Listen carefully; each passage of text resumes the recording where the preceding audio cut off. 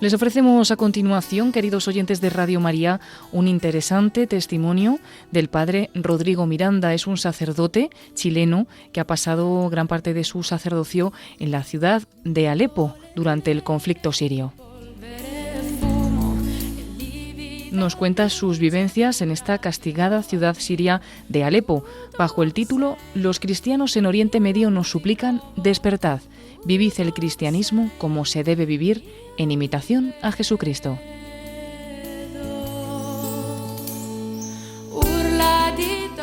Es una conferencia testimonio que tuvo lugar el lunes 9 de mayo de 2016 en Santander, promovido por Ayuda a la Iglesia Necesitada.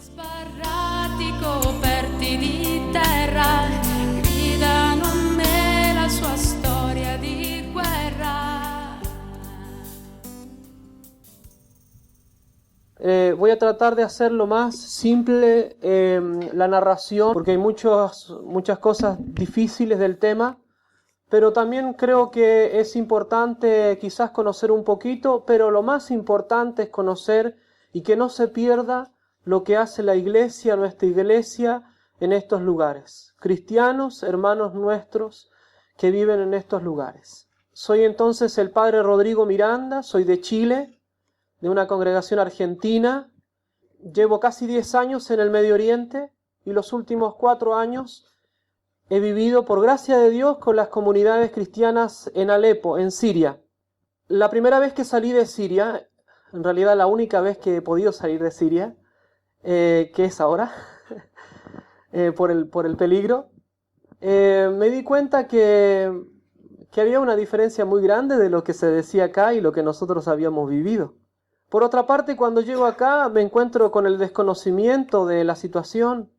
Lamentablemente, y lo más doloroso, es que hasta en nuestra propia iglesia se desconoce la realidad de los cristianos. Para que sepan quién soy yo, les digo una anécdota. Llego a Roma, una de las primeras paradas, y me encuentro con una serie de sacerdotes de mi propia comunidad y me invitan a cenar. En la mitad de la cena ya había notado que uno de los sacerdotes me miraba, entonces me dice: ¿usted es el padre Rodrigo? Entonces yo lo miro y le digo: sí, padre, yo soy el padre Rodrigo. Entonces me dice, se queda mirando, ¿no? Me dice: ah. Entonces yo le digo: sí, padre, yo soy el padre Rodrigo. No, es que me lo imaginaba más grande, más mayor, dice, porque como estuvo en la guerra. Estoy diciendo que cuando yo llegué a Alepo, cuando yo llegué a Siria, llegué sin ninguna preparación. Lo que ustedes van a ver en imágenes es algo que a todos nos encontró así, desprevenidos. Les pongo ya las imágenes de cómo era Alepo en el 2011. Alepo es una ciudad grande. Estamos hablando de una provincia de cerca de 4 millones de habitantes. El casco antiguo tiene cerca de 2,5 millones de habitantes. Una ciudad hermosa, una ciudad llena de cultura, próspera, de mucho trabajo. Los sirianos en general son muy trabajadores y los jóvenes con los que yo me encontré es gente de muy buena cultura. Al menos ellos hablan 3 lenguas. Los estudiantes después de la universidad hacen sus máster en general en Francia, en Alemania. Una ciudad llena de arqueología, estamos hablando de 8.000 años de antigüedad. La ciudad más importante hasta la construcción del canal de Suez. Esto es Alepo, o era Alepo, con el que yo me encontré. Nosotros cuando vemos el Medio Oriente, muchas veces yo doy este tipo de conferencias y me dicen: ¿y los camellos? Los camellos los trajimos acá. Yo al menos nunca vi un beduino, ni el desierto. No. Es así Alepo, o era Alepo. Como les dije, una ciudad llena de arqueología, de las ciudades más antiguas, más ricas, muy bien preparada para el estudio. No solamente Alepo, sino toda Siria. Quizás a ustedes les sonará un poco lo de Palmira, ¿no? Pero no es solo Palmira, es todo Siria, es así. Es la cuna de la civilización, la cuna del cristianismo. La primera comunidad cristiana así llamada es de Siria. Un sacerdote amigo mío me dice: y sí, y el primer santo que se convirtió en fruta es de Siria, se convirtió en Damasco. San Pablo. Es de Siria, los grandes mártires y la mayor cantidad de santos es de Siria. Siria es parte de la Tierra Santa, santificada por el Señor. Nosotros los cristianos somos los dueños de casa. Siempre hemos vivido ahí. Y jamás hemos sido visita en esos lugares, en ninguno de esos lugares. Lamentablemente nosotros pensamos, y muchas veces me lo dicen, Padre, ¿hay cristianos en Medio Oriente? Sí, nuestro Señor Jesucristo era de ahí. Gracias a Dios por el tipo de gobierno que es el del presidente Bashar el-Assad, un gobierno más bien secular, había mucha posibilidad de desarrollar el culto cristiano. Sí, estamos en el contexto musulmán, islámico, por lo tanto siempre la coexistencia es muy difícil. Insisto, muy difícil. Por lo tanto, a nosotros nos beneficiaba esta situación. Es decir, un gobierno más bien laico. O acá dicen moderado. Lamentablemente el único moderado que molesta es el presidente Bashar el-Assad, ¿no? Quiere decir un musulmán como un católico a su manera. En realidad, seamos sinceros, un mal musulmán. Eso es un musulmán moderado. Y entonces verificábamos una coexistencia relativamente buena. Digo esto también porque yo jamás he visto una manifestación del pueblo sirio en masa contra el presidente Bashar el-Assad. Yo nunca la vi. Sí, han habido, pero yo nunca la vi. En Alepo, que es la capital comercial, lo más importante de la Siria de hoy. Por eso no atacan Damasco, que es la capital administrativa. Solamente se tratan de meter a los barrios limítrofes, pero todo el problema es al norte. Otro dato importante es que al norte de Siria y al norte de Irak se encuentra la mayor cantidad de cristianos, comunidades cristianas. Obviamente cuando uno habla de estos temas, y en la televisión quizás nos dicen, sí, los cristianos de Deir Zor, para nosotros es casi como un estornudo. O sea, no significa nada. En abstracto no significa absolutamente nada. Por eso que la gran invasión a Siria ha venido por el norte, por las comunidades cristianas. Estoy diciendo que el cristianismo es intencionalmente asesinado. La religión no es un detalle. Cuando hablan de las causas geopolíticas, no están volando en el aire las causas geopolíticas. Tienen un sustrato que es una persona, que tiene una estructura mental religiosa particular. Por lo tanto, la religión es un factor determinante. Y esto nosotros lo veíamos en Siria, en la manifestación religiosa. Lamentablemente, esto comenzó a suceder en Siria. Esto es al inicio, ¿no? Estoy hablando del 2011. Y de aquí en adelante yo no les voy a hablar del Estado Islámico. Les voy a hablar del Islam. Porque el Estado Islámico nosotros sabemos con buen sentido común que es una creación occidental. ¿Me explico? Es una verificación histórica de lo que ha sido 1400 años de califato, ininterrumpido. Le estoy hablando a españoles. Creo que me entenderán, ¿no? Esto es lo que comienza a suceder ahí en Alepo.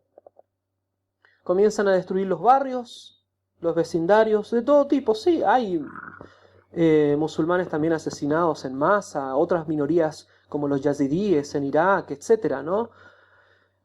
Pero nuevamente nos desvían la atención. Les pongo un ejemplo. El 5 de agosto aparece la noticia en los medios de prensa católicos de Irak, o sea, locales, que habían escapado 150.000 personas de Mosul, de arriba, del norte. ¿Cuál fue la noticia que apareció en la prensa oficial? El 7 de agosto, el escape de los yazidíes. Sí, las dos cosas son una tragedia. En unos se escaparon 5.000, en los otros a pie 150.000 cristianos hermanos nuestros. ¿Por qué no se informó? ¿Por qué John Kerry, cuando aplica la palabra genocidio, la aplica primariamente a las comunidades yazidíes y no a los cristianos? Al menos a mí me presenta una duda de la honestidad, y Kerry es cristiano, ¿no? Yo llego a Alepo con muchas expectativas. Es una comunidad cristiana, o era una comunidad cristiana ferviente, llena de actividades, jóvenes, niños, lleno de grupos, muy activa. Es cierto, somos una minoría, Es decir, en ese momento, cuando yo llegué, éramos más o menos un 10%, dicen las estadísticas. Ahora nos hablan de un casi 1% a un máximo 2,5% de cristianos. Es una tragedia. Cuando venía acá, la semana pasada estuve en las Naciones Unidas dando un testimonio junto con otras personas. Y le contaba a mi comunidad en Alepo, le decía, voy a ir a las Naciones Unidas a contar esto, después voy a ir a España, todos los días tengo un testimonio en una ciudad distinta. Y me decían, padre, ¿cómo es posible que ellos no sepan la verdad de lo que nos sucede después de 6 años? A mí me da vergüenza, yo soy occidental.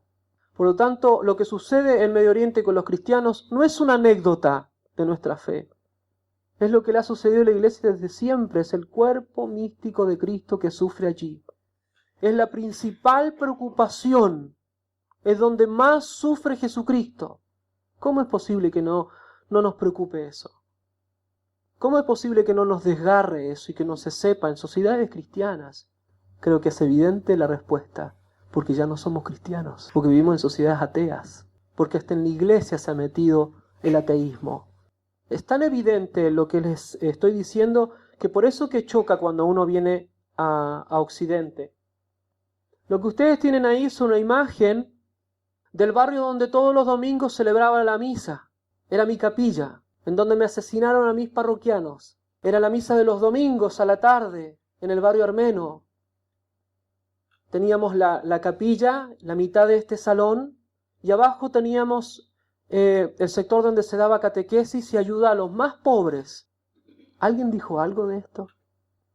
¿Alguien dijo algo de bombardeo, por lo que ahora le llaman acá oposición moderada y asesinato de mis propios parroquianos? Por eso, que al ver estas imágenes, obviamente uno le tiene que conmover la destrucción, pero también nos tiene que conmover el silencio, el abandono a las comunidades cristianas. Cuando uno sale a comprar, corre peligro, ¿no? Son 24 horas de bombardeos. Este es el 5º para 6º año del problema. Esta es una fotografía al mediodía, en un barrio común y corriente, con civiles. Uno piensa que en la guerra no hay, o al menos cuando eran las guerras más o menos nobles, un bando y otro. Acá es contra los civiles. Se bombardea del exterior al interior. ¿Quién está en el exterior de Alepo? Los rebeldes. Con esto tampoco quiero canonizar la otra parte del conflicto, sino que estoy poniéndoles delante de ustedes lo que nosotros experimentamos, que desde afuera los rebeldes anunciaban, como lo han hecho hace 2 días. Me llegó un mensaje de WhatsApp de una de las comunidades nuestras. Me dice, padre, nuevamente, porque fue la Pascua de rito oriental, me dice, padre, otra vez están lloviendo los misiles. Nosotros sabemos que todas las Navidades, todas las Pascuas, y también incluso es sintomático las fiestas dedicadas a la Virgen, somos aniquilados. Desaparecen comunidades cristianas. A veces hay comunidades también que me dicen, que el Islam tiene cierta devoción a la Santísima Virgen María. Bueno, eligen la fiesta de la Virgen María para asesinar a los cristianos. He ahí la devoción, ¿no? O sea, al menos a mí me presenta dudas sobre los hechos y sobre las historias que a uno le cuentan. Bueno, también comenzamos durante los años a encontrar zonas en que eran de mayor peligrosidad, que son las zonas de los francotiradores. Se ponen en distintos puntos de la ciudad, especialmente donde hay abastecimiento de los más básicos, de la alimentación o del agua, etc., que está en manos de los rebeldes. En Alepo nosotros tenemos un promedio de entre 1 y 2 horas de electricidad cada 3 o una semana, cada 3 días o una semana, para una ciudad de 2,5 millones de habitantes. Tenemos 2 horas de agua cada 15 días. Y eso sí es que los rebeldes nos quieren dar el agua y la luz. Tenemos graves problemas para que el gobierno pueda abrir una calle y entrar la alimentación. ¿De dónde entra la alimentación? Muchas veces de otras ciudades que también están sufriendo. No llega ayuda internacional. Es una ficción. Por lo tanto, es una catástrofe real. Esta es una imagen de la televisión rusa, de un dron que pasó por la ciudad, y la tomé precisamente porque es lo que yo vi y aparece la calle por donde pasó el autobús que me trajo acá. Esta es una ciudad, o era una ciudad. Así como lo que ustedes vieron de Alepo, así era. ¿Y la gente dónde está? ¿Acaso son los refugiados que vienen aquí a Europa? No son los refugiados que vienen a Europa. Ya entrado en los años de guerra, de dificultad, de conflicto, las situaciones obviamente comienzan a ser mucho más violentas. Y nosotros tratamos de desarrollar nuestra actividad pastoral y parroquial como en cualquier lugar. Yo les dije, yo era responsable de actividad pastoral de una parroquia. Pero inmediatamente después esto se transforma, ¿no? Lo que uno puede hacer en ayuda humanitaria. El problema es que cuando uno está encerrado en una ciudad así tan grande, en donde literalmente han incinerado los campos y los cultivos y han destruido la zona industrial, es muy difícil lo que uno puede hacer. Y aquí entonces es donde empieza a brillar lo que hacen los cristianos. Es muy peligroso ser sacerdote en estos lugares. Uno comienza a perder todo tipo de seguridades. Hay varios obispos secuestrados, hay varios sacerdotes secuestrados también, lamentablemente también asesinados. Hay un sacerdote sirio, o había un sacerdote sirio, compañero nuestro de actividades, son de otros ritos, pero tratamos de hacer todo un sistema de cooperación, que fue secuestrado, se comunicaron con la familia le pidieron un rescate como normalmente hacen con los cristianos, y llamaron, se pusieron de acuerdo con la familia de ir a dejarlo a un lugar a cambio del dinero. La familia no alcanzó a reunir los fondos, fue ayudada por la iglesia, etc. La iglesia, siempre estoy hablando de iglesia local, pero no alcanzaron. Llamaron para encontrarse en un punto determinado, fue la familia, no llegaron los captores, la familia se devolvió y recibió un llamado de teléfono para encontrar al sacerdote en otro punto determinado. Fue ahí uno de los familiares y lo que devolvieron del sacerdote fue una parte de su cuerpo en una caja de cartón. El resto, como ha ocurrido con tantos otros cristianos hermanos nuestros, lo tiran a los perros. Yo no les cuento más cosas porque tampoco quiero ser morboso con todo esto, no sirve, ¿no? Pero de ese tipo de cosas atroces se ven. Cristianos crucificados, niños enterrados vivos delante de sus madres. Cuando entran a las zonas de los cristianos, otras minorías también, pero particularmente a los cristianos les cuento que es lo que nosotros sabemos de primera fuente, o yo mismo he visto. Entran y captan, secuestran a las jóvenes, sobre todo las más chiquitas, de 9 a 15 años, así como hizo Mahoma, para quien lee bien un libro de historia. Los imitadores de Mahoma hacen lo mismo con las niñas, se transforman en esclavas sexuales, son abusadas entre 15 y 30 veces al día. Acabo de estar, como les decía, en las Naciones Unidas y había una chica yazidí, de una de las minorías al norte de Irak, que contaba lo que le había ocurrido a las mujeres de su pueblo. Una aberración, una cosa terrible. Eso mismo también se verifica en las comunidades cristianas. Son estas imágenes que pongo son lo que uno habitualmente ve, ¿no? Los niños son los que más sufren. Imagínense que son 5 años. Entonces hay una generación de niños que nació en la guerra. Los chicos de la parroquia, cuando a veces venían a jugar fútbol en la parroquia, después comenzaban a coleccionar balas de distinto calibre, y bueno, y uno empieza a aprender de todos estos tipos de armamento. Así crecen los niños. Es interesante que llama la atención que los niños musulmanes juegan a ser yihadistas en las calles. Uno va a comprar el pan y se escuchan los gritos que uno escucha en los videos de YouTube más atroces. Los niños cuando van a comprar el pan juegan a eso. Son niños. Ya, como decía el obispo que nos llamó a trabajar ahí, nos decía: padre, para reconstruir una ciudad se encuentran benefactores. ¿Cómo se reconstruye el alma de una persona? La psicología del niño. Esta es una fotografía de uno de los lugares en donde, discúlpeme que tenga que mostrarle, pero así son miles. Son cristianos hermanos nuestros que mueren en nombre de Jesucristo. Nuestras iglesias. Ese es el diálogo interreligioso, es esto. El año 2013 tuvimos un atentado muy cerca de la catedral, a unos 50 metros de la catedral, en la hora en donde transita más gente, cerca del mediodía. Era el inicio de los exámenes de la universidad y de la escuela, por lo tanto todas las familias estaban en la calle llevando a sus niños. Y cayeron 3 misiles de gran magnitud.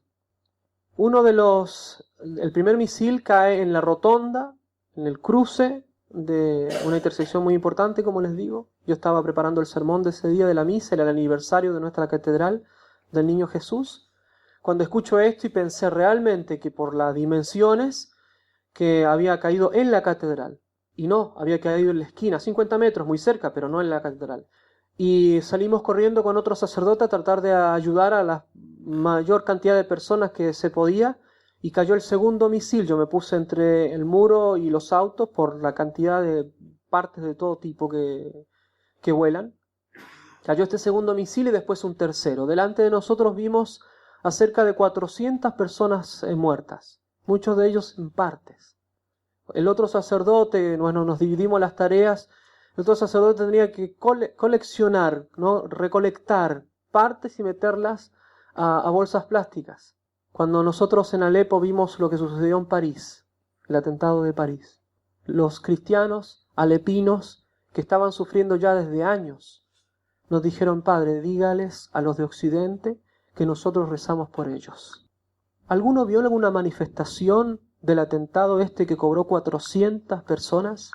¿Alguno vio alguna manifestación en contra de los atentados que se cometen diariamente en Alepo durante estos últimos 5 años? ¿Por qué no? Esta es una serie de fotografías que hicimos en nuestra página de Facebook para poderla publicar y llamar la atención. Son distintos paisajes, yo les llamo paisajes de guerra, en los que viven seres humanos, y en muchos de esos viven cristianos hermanos nuestros. Al final van a ver el segundo misil que cae en la universidad. Esta es una muchacha en uno de los barrios. Entran uno de estos grupos islamistas, musulmanes. Entran a tomar el barrio el día Viernes Santo entre las 2 y las 3 de la madrugada. Saben que es nuestro día, o de los días de más importancia para nuestra fe. Entran en este barrio, toman a muchos rehenes. Una de estas es esta muchacha, y le piden que se saque la cruz. La muchacha dice que no se sacaba la cruz, que iba a seguir siendo cristiana. Le dicen por segunda vez que se la saque, es decir, que reniegue de Cristo. Ella dice: no me la voy a sacar. Dice, la atan a la columna, así como ustedes le están viendo, y le dicen, el jefe de grupo le dice a los otros musulmanes que la golpeen hasta que reniegue de Cristo, o sea, que se saque la cruz. La muchacha nuevamente dice: no, voy a morir cristiana. Lo que ustedes están viendo acá es la foto de cuando ella fallece. Es una mártir, por la fe. Yo me pregunto a veces, ¿qué pasa cuando uno pasa delante de una iglesia? ¿Nos persignamos o nos da vergüenza? Los jóvenes en los móviles, en los teléfonos, lo que ponen es, en general, la imagen de la Virgen o de Jesucristo. No ponen ni el perrito, ni el gatito, ni el novio, ni la plantita. Ponen o a Jesucristo o a la Virgen. Eso significa que un cristiano que tiene que vivir en una universidad con 200 compañeros musulmanes, cada vez que va a la universidad da testimonio de Jesucristo claramente. ¿Y nuestros jóvenes en la universidad se comportan como cristianos? Evidentemente, no cada vez que me preguntan. Es decir, el testimonio público de la fe. Por eso llama la atención cómo viven los cristianos. Tienen otro temple. ¿Ustedes creen que los cristianos en esta tragedia que les ocurre tienen miedo de ir a misa porque les va a ocurrir algo? Cuando yo leí la declaración del episcopado belga que cancelaba la misa de Crismas en solidaridad a las víctimas del atentado en Bélgica, la misa es lo único que consuela. Después de esa explosión que yo les dije, que acaban ustedes de ver, que fue a la 1 de la tarde, a las 3 de la tarde, los parroquianos de la catedral fueron a limpiar la catedral, lo que quedaba, a poner un salón adecuado y me dijeron, padre, celebre la misa. ¡Qué distinto! ¡Qué distinto! ¿Por qué? Parecería que la persecución es el secreto. Parecería que dar la vida por Jesucristo, porque ellos saben que Cristo la dio primero, es lo que les hace bien. En un momento muy trágico, nos pidieron a nosotros poder rezar más. Entonces con ellos rezamos la adoración de 1 hora al Santísimo todos los días. Se reza la adoración al Santísimo, se reza el rosario, todo el rosario, y no a las apuradas. Rezamos las vísperas con ellos, la Santa Misa, y después obviamente se toma el café árabe, ¿no? Porque eso, gracias a Dios, no ha faltado. Por lo tanto, ahí también se ve como ellos nos dicen a nosotros. Es una ciudad grande, importante, de vida social, etcétera, pero también de posibilidad de desviarse de la vida espiritual. Y nos dicen muchos de ellos, Padre, la guerra, sabemos que es una purificación nuestra para volver a las cosas esenciales. Acaban de ver la fotografía de cómo está la ciudad terrible, destruida. Y sin embargo ellos consideran esto con dolor, ¿no? Pero lo consideran una purificación para volver a las cosas esenciales, a lo que vale la pena. Después de las explosiones estas que yo he mostrado, que era al principio de todo, nosotros decidimos con el señor obispo, los otros sacerdotes, las monjitas y los laicos que vivían ahí en esa zona, de vivir 2 pisos bajo la tierra. Y desde ahí hasta el día de hoy estamos viviendo. Todos los días uno se va a dormir, hace el acto de contrición, el examen de conciencia, se despide de los otros diciendo buenas noches y si Dios quiere nos vemos mañana. Eso te prepara en la vida, te dispone y te hace vivir de modo más simple y con lo más importante, que es Dios. No otra cosa, no necesitamos otra cosa. Por eso que lo que yo aprendí en esta experiencia, y se los cuento, son 2 cosas. Uno, lo que me enseñaron los cristianos de Medio Oriente es lo que dice la carta a los Hebreos. Mirar fijamente a Jesucristo, que es autor de la fe y el que la lleva a la perfección. El problema de Medio Oriente y el problema del occidente nuestro es Jesucristo, signo de contradicción. Quien imite a Jesucristo será signo de contradicción. Él dijo, a mí me persiguieron primero, después lo van a perseguir a ustedes. Es así, es ley de vida cristiana. Él murió crucificado, los cristianos morirán crucificados. Por lo tanto, para nosotros, y esto, como les digo, lo que aprendí mirando a Jesucristo con los ojos fijos, es el norte, es la aspiración, es el deseo que tienen los cristianos. Van a la muerte así, valientes. Muchas veces jóvenes que antes vivían mal, en pecado mortal, ahora parece que han vuelto a lo que era realmente su fe de todos estos años de cristiandad en Medio Oriente. Y son los mismos jóvenes estos, los que por ejemplo en esta fotografía aparecen, que nos han pedido rezar más. Hacíamos ejercicios espirituales en medio de la guerra. En un mes prediqué 6 ejercicios espirituales de semana. No hagan cálculos porque no les va a dar. Por petición de ellos. Quieren rezar. Se arrodillan a rezar.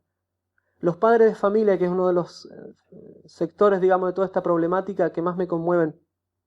Un padre de familia que es responsable de una familia en la guerra, cuando llega a contarte las cosas más terribles, al final, como todos los cristianos, te dicen, gracias a Dios, Padre.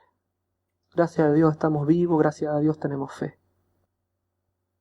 Jamás en estos 10 años, ni menos en el conflicto, he escuchado a un cristiano quejarse, echarle la culpa a Dios, enojarse con Dios. Si los hay, yo no los conozco. Por lo tanto, la segunda cosa que yo aprendí de los cristianos es dar gracias a Dios por todo lo que uno tiene. Recuerdo el primer día cuando salí de Alepo, después de esa ruta que ustedes vieron de 13 largas horas de viaje, donde al final, en la ruta, los grupos estos moderados bombardeaban la caravana de autobuses donde nosotros veníamos. Llegué al lugar donde los franciscanos nos atendieron, y lo primero que hicimos, porque después lo conversábamos con los otros que salimos, era encender la luz y respirar. Ay, gracias a Dios. Abrir el grifo y tomar un poquito de agua. Uy, gracias a Dios. El ver a la otra gente a la mañana siguiente. Uy, gracias a Dios. El rezar la misa. Gracias a Dios. El verlos a ustedes ahora. Gracias a Dios. Los cristianos a uno le enseñan a dar gracias a Dios por todo. La vida, la fe, la parroquia, el salón, ustedes mismos, sus parientes, etcétera, son un don de Dios. Hay que darle gracias a Dios. Por eso, los jóvenes, por ejemplo, como tienen esta foto, o las familias, fíjense esa fotografía, las sonrisas. Estamos en el momento más terrible de la guerra. A nosotros se nos ocurrió hacer la consagración a la Virgen. Preparamos durante un mes a las comunidades cristianas para consagrarse oficialmente a la Santísima Virgen. Bueno, este es el día de la consagración de una de esas comunidades. ¿Usted piensa que ellos están en la guerra? Cuando uno ve esta fotografía, piensa que está en cualquier parroquia del mundo. Alegre. Estamos en la mitad de la guerra. La sonrisa, fíjense. Los niños que están ahí. Fíjense en esta fotografía. Y esto se los cuento como secreto, así que de esta sala no salga, ¿eh? Mañana aparecen.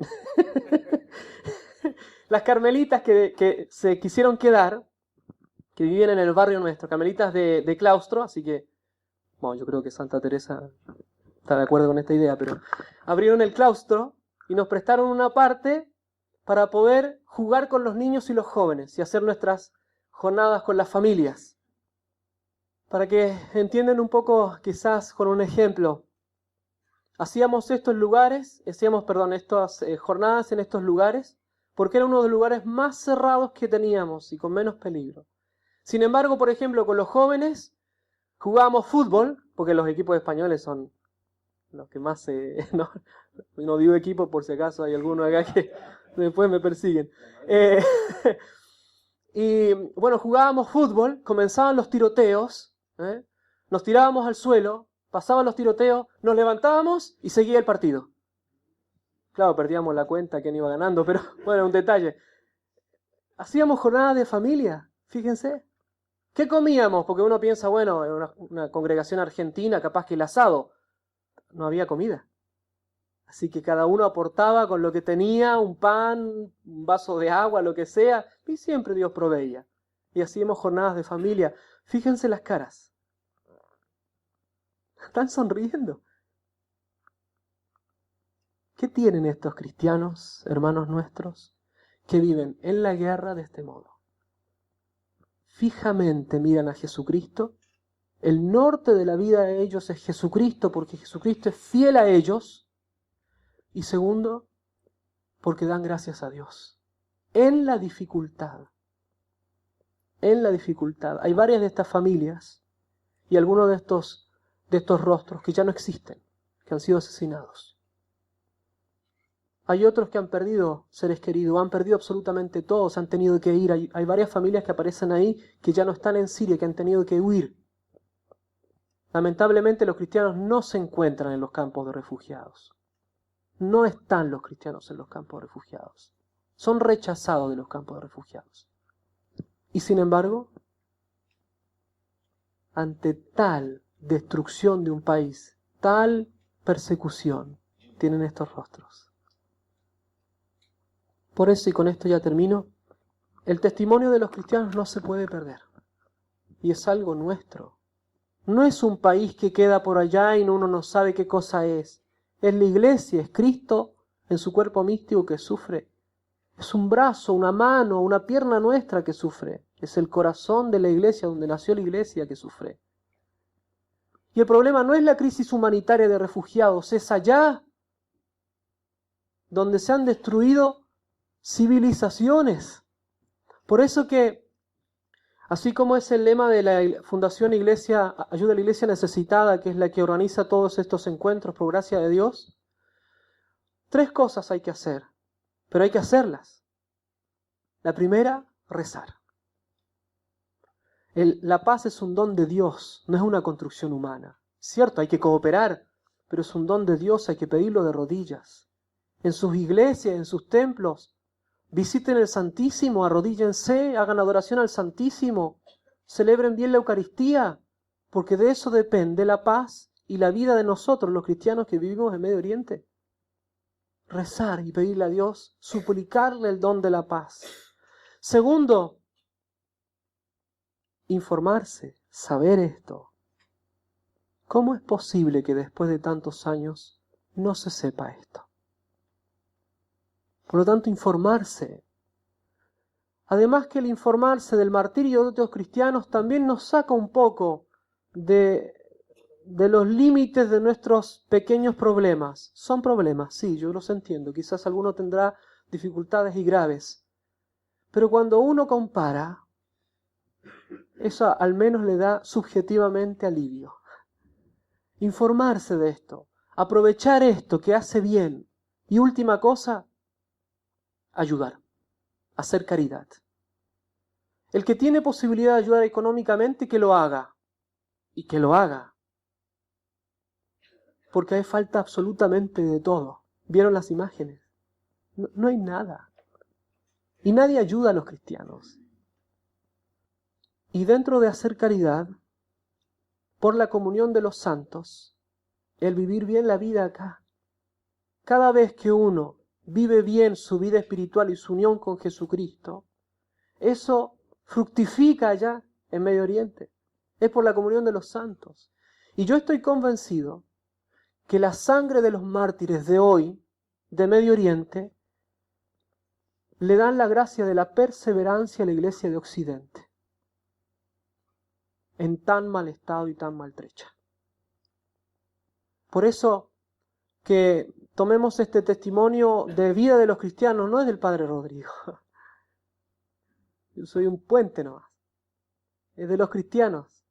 El testimonio de los cristianos que nos sirven el día a día. Que podamos vivir nuestra propia vida de fe así, sonrientes, alegres, con mucha fuerza, con sentido del humor. Porque eso es un don de Dios, es una riqueza para toda la Iglesia. Por eso que yo le doy nuevamente las gracias a la Fundación Ayuda a la Iglesia Necesitada, que ha hecho esto posible. A todos ustedes por el tiempo, sé que son imágenes quizás difíciles de digerir, pero nos hace bien. Yo les pido una sola cosa por este cura, un Ave María, para poder continuar con este ministerio. Gracias.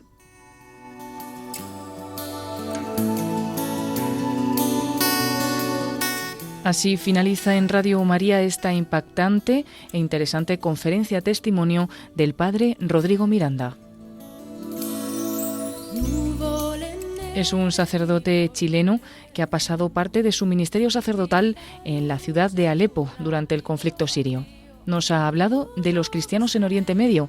El título de esta conferencia, como lo quiso titular el Padre Rodrigo, es «Los cristianos en Oriente Medio nos suplican despertad, vivid el cristianismo como se debe vivir en imitación a Jesucristo». Fue una conferencia organizada por Ayuda a la Iglesia Necesitada que tuvo lugar el lunes 9 de mayo de 2016 en Santander. Pueden pedirla para volverla a escuchar en el 902-500-518 o accediendo a la página web de Radio María www.radiomaria.es.